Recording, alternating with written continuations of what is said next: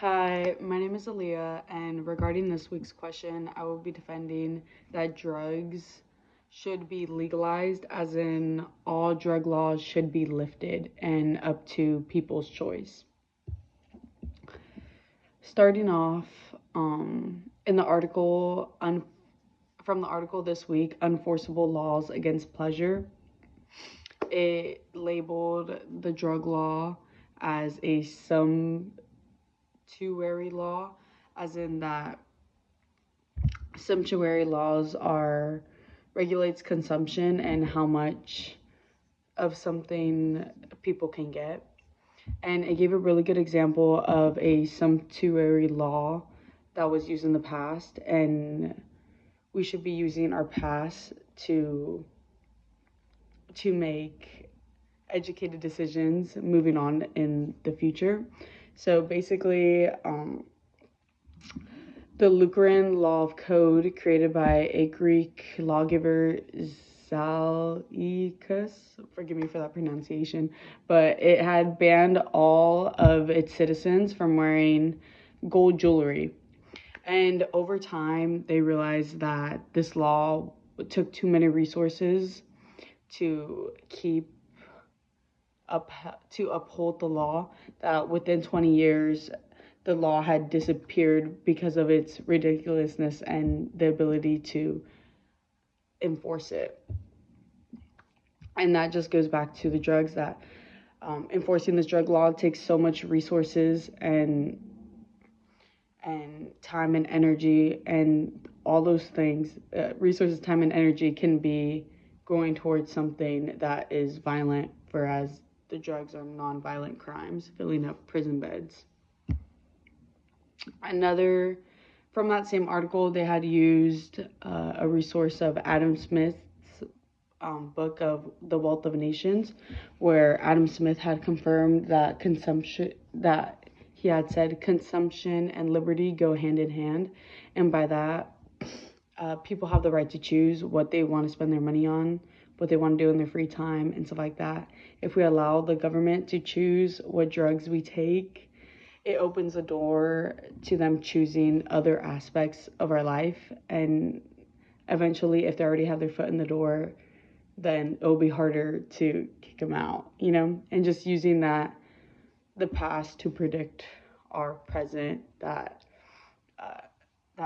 keeping these laws and regulation takes so much resources that we won't be able to enforce it.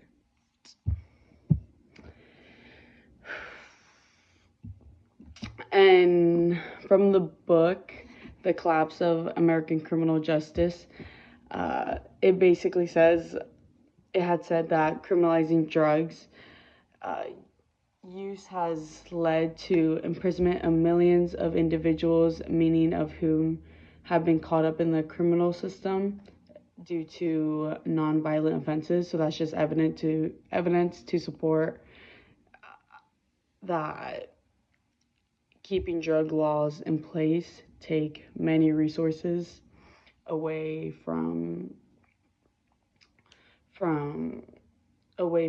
resources that should be getting put towards violent crimes, whereas harmful non-violent crimes such as drugs. And going back, in the article, even heroes can struggle with addiction.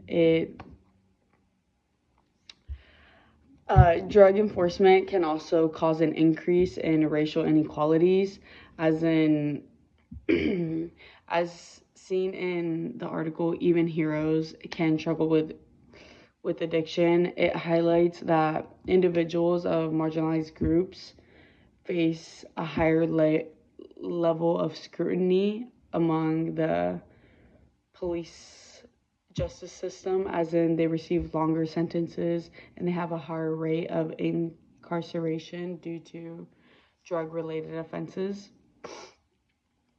whereas their white counterparts do not. And that legalizing drugs at the federal level would help